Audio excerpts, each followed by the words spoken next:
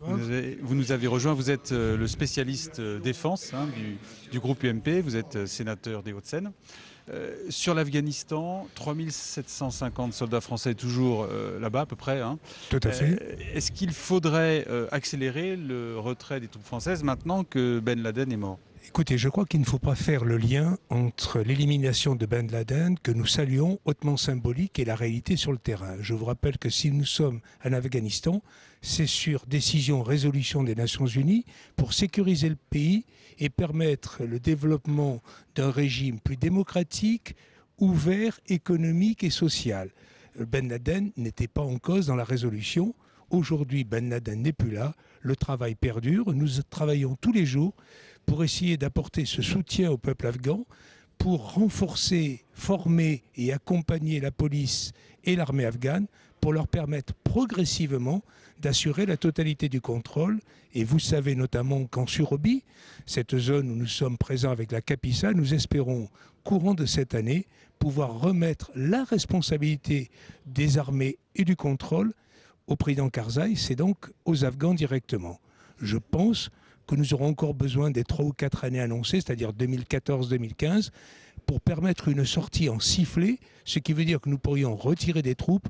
Nous serons forcés certainement dans la durée de maintenir de l'encadrement et ce qu'on appelle des formateurs, du mentoring selon la formule américaine. Au-delà de 2014-2015. Le sénateur Carrère tout à l'heure a interpellé Alain Juppé justement sur cette question du retrait des forces françaises. Alain Juppé lui a répondu qu'il y avait encore une menace terroriste très forte et que l'Afghanistan abritait évidemment des réseaux terroristes, qu'il fallait prendre le temps de réfléchir. Vous pensez que c'est un élément, ça aussi, les réseaux terroristes afghans? Les réseaux terroristes sont une chose. On sait qu'ils sont très divers en Afghanistan, avec des groupes très diversifiés selon les zones, selon les vallées. Mais il est clair qu'au-delà de ces réseaux terroristes, il y a le problème fondamental des talibans. Et vous savez que j'avais plaidé, et je pense que la disparition de Ben Laden peut-être ouvrir une piste pour qu'on arrive à se rapprocher plus facilement de certains talibans, puisqu'on sait bien qu'un jour, il faudra une certaine réconciliation entre le clan Karzai et les talibans les plus modérés, ceux qui auront pu peut-être s'éloigner de la dimension symbolique de Ben Laden qui n'est plus là aujourd'hui. Jacques Gauthier, c'est un sujet sensible, évidemment, chez nous à France 3.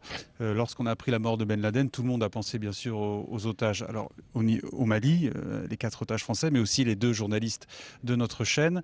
Il y a des messages plutôt rassurants du gouvernement, disant que finalement, il n'y avait pas d'impact, voire c'était même positif. C'était une remarque assez ambiguë de Gérard Longuet, ministre de la Défense. Qu'est-ce que vous en pensez, vous qui suivez ce dossier?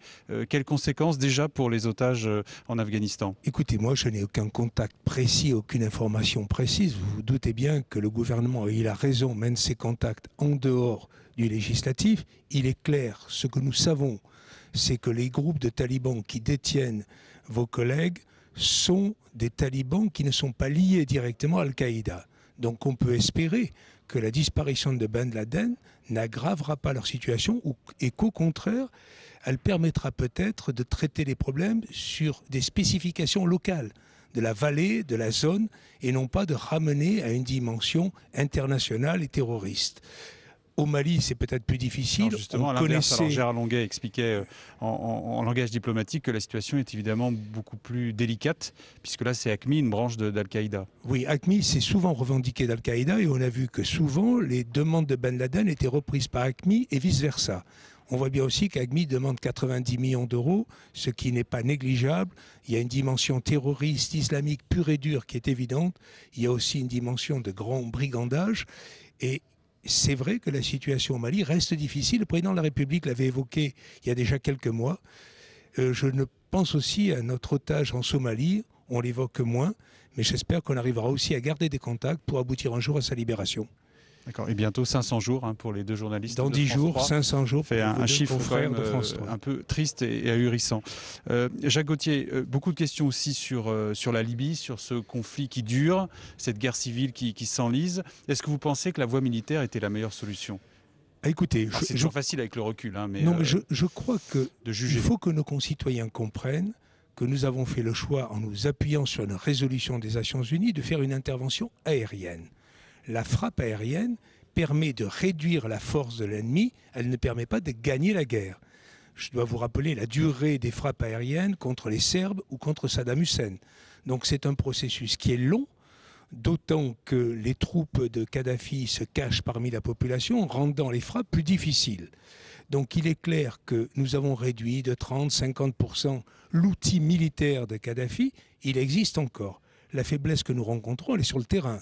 C'est que les insurgés sont mal armés, mais surtout mal organisés, mal équipés, et qu'il est nécessaire, et je crois que le ministre d'État vient de l'évoquer dans le cadre de la réunion qui va se tenir à Rome le 5 mai, il est nécessaire d'évoquer 3 pistes. La dimension humanitaire qui est essentielle, la dimension économique, avec le soutien financier, on sait que le Qatar est prêt à jouer un rôle essentiel, et puis faut-il enfin, comme nous l'avons préconisé à un moment, vendre nous-mêmes des armes ou permettre, via certains pays du Moyen-Orient, d'apporter un soutien militaire, tout au moins un armement, aux insurgés. Je crois que c'est une addition des 3 qui peut permettre de progresser. Mais la sortie sera obligatoirement politique. Alain Juppé vient de répéter.